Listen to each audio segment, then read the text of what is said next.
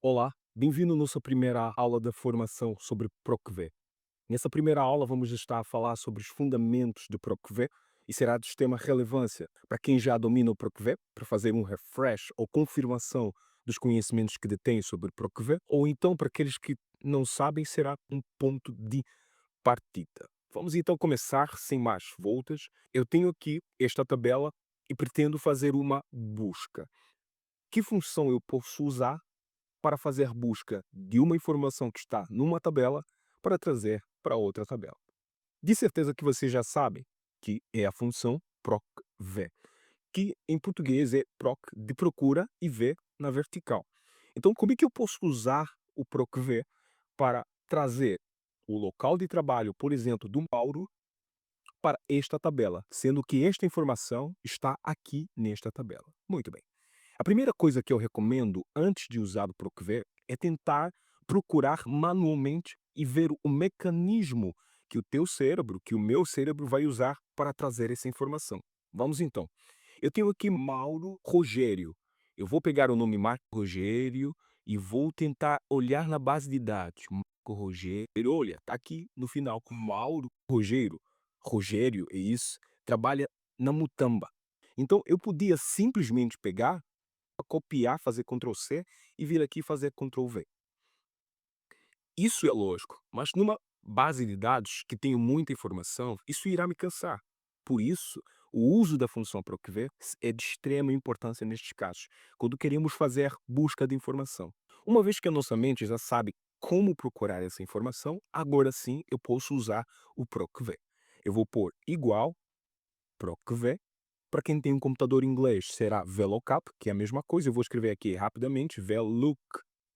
No meu computador só não apareceu porque eu traduzi agora para o português.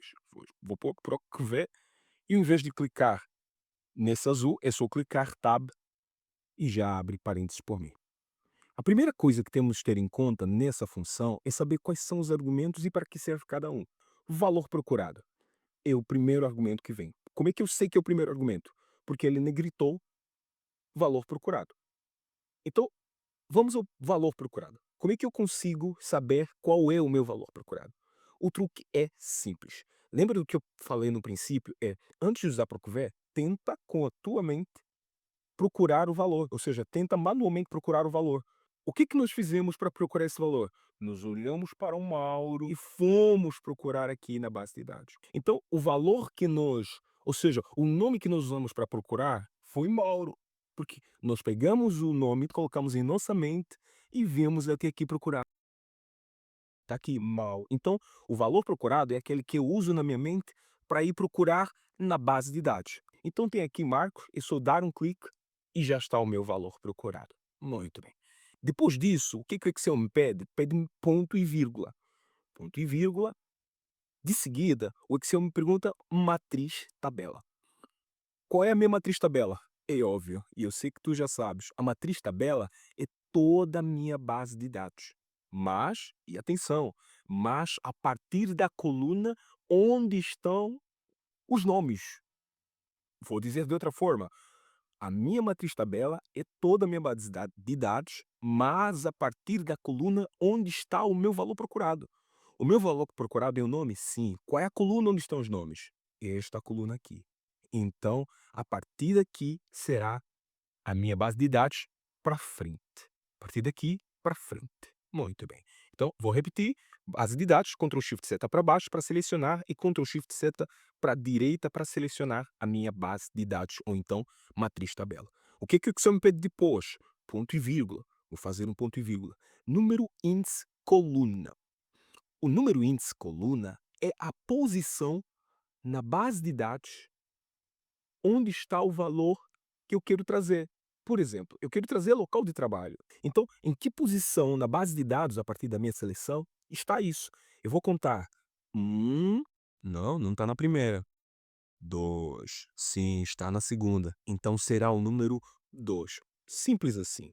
Depois disso, o Excel pede-me para colocar ponto e vírgula. Ponto e vírgula. Muito bem. O negrito agora saltou para procura intervalo. Ou seja, o que é isso, Ventura? Geralmente eu chamo isso de tipo de procura. Ou seja, o Excel nos pergunta se eu quero fazer uma procura aproximada ou então uma procura exata. Eu costumo brincar da seguinte forma: se tivesse o nome Maurinho na tabela de dados ou na nossa base de dados, você gostaria que o Excel trouxesse o local de trabalho? Não. Eu quero exatamente Mauro Rogério. Exatamente. É isso. Então, nestes casos, eu vou escolher a opção falso. Vou dar duplo clique na palavra falso e o Excel trouxe a expressão falso. Para ser mais prático e mais profissional, muitas das vezes é cansativo usar a expressão falso ou false em inglês. Então, eu uso o substituto do falso, que é o zero. Ou seja, zero no Excel significa falso. Zero já é falso e um verdadeiro. Escolhendo o argumento, epá, Ventura, não soltou para falso? Sim, mas o Excel entende que zero significa falso. Terminando os argumentos, eu agora posso fechar e fazer um Enter. E já está. Agora sim, o Excel trouxe Mutamba. Muito bem. Só para treino, vamos fazer mais um pouquinho Gilmar Aparecido. Mas, pro que vê, tab, valor procurado, Gilmar Aparecido, ponto e vírgula, matriz tabela. É toda a minha base de dados. Notem que eu começo sempre do cabeçalho, Ctrl Shift seta para baixo, Ctrl Shift seta para a direita, ponto e vírgula. Número início coluna, está na primeira posição? Não, está na segunda posição, que é o local de trabalho. 2, ponto e vírgula, 0, fecho parênteses, enter. Lembrando que o 0 é a mesma coisa que escolher falso. E 1 seria a mesma coisa que se escolhêssemos a opção verdadeiro. Muito bem. Um enter e já está. Então, vimos que é muito simples fazer busca de um lado para outro, usando a função procv, uma das funções muito usadas no Excel. E o Mr. Excel fala que é a função mais importante do Excel. E isso, de facto, é verdade. Muito bem. Agora, eu quero também preencher para o Ventura, para a Camila, para o Ricardo, mas não quero estar a usar a função várias e várias vezes. O que eu posso fazer ao invés disso? Posso puxar a alça, que é aqui este doto que está cá, pressionando o botão esquerdo e puxando. Só que eu não aconselho fazer isso sem antes analisar e usar o cifrão. Sim, eu sei que muita gente que assiste este vídeo já sabe como usar o cifrão. Vamos então fazer uma recapitulação e ajudar quem ainda não domina. Muito bem, eu vou apagar aqui Viana e vou começar a usar o cifrão a partir da Mutamba, que é o local de trabalho do Mauro Rogério. Muito bem. Eu vou dar duplo clique e vou começar a analisar. Lembro, o nosso objetivo é puxar o cifrão para baixo para também calcular ou trazer o local de trabalho do Gilmar, do Ventura, da Camila, do Ricardo, do Felipe e entre outros. Então, o que eu tenho que fazer, Ventura? Vamos começar a analisar. Vem aqui no azul. Primeiro, esse azul é o meu valor procurado. Certo. Que seria a mesma coisa que dar um clique aqui, na palavra valor procurado. Como esse é o meu valor procurado, quando eu arrastar para baixo, ele vai descer para Gilmar Aparecido. É o que eu quero? Sim, porque se eu puxar para baixo, eu quero também que essa função esteja aqui no Gilmar Aparecido. Vamos lá ver? Vou puxar para baixo, encosto aqui o cifrão, pressiono o botão esquerdo do mouse e arrasto para baixo e veio Viana. Vou dar duplo clique. Sim, o azul baixou. Muito bem. Só que aconteceu alguma coisa que não era da minha pretensão. Notei que esse vermelho também baixou. Antes estava aqui mais acima. Olha só, eu vou puxar mais um pouquinho e vamos analisar. Para o Ventura. Opa, veio aqui que Ventura não tem local de trabalho. Mas eu consigo ver na base de dados que tem local de trabalho. O que aconteceu, Ventura? Eu vou dar duplo clique. Opa, eu estou a notar que o azul está a baixar. É o que eu quero, sim. Mas na mesma proporção, o vermelho também está a baixar. Não é o que eu quero. Muito bem. Então o que eu tenho que fazer? Eu vou voltar, vou apagar isso, vou apagar novamente e vou dar duplo clique, continuando a minha análise. O azul está a baixar e é o que eu quero. Não preciso prender, não preciso usar o cifrão. Mas o vermelho também está a baixar. E eu não quero que o vermelho baixe. Como é que o vermelho está a baixar, Aventura? Notem, o vermelho está a baixar assim. Vou pressionar o botão esquerdo e arrastar para baixo. Olha só, o que está a mudar? São os números que estão a mudar, não as letras. As letras continuam H e I, mas os números estão a mudar. Então, o que eu posso fazer? Devo prender os números. Como prender os números, Ventura? Muito simples. Eu venho aqui, dou um clique no 1 e pressiono Shift 4. Prendi o número 1, venho aqui, Shift 4. Prendi o número 9.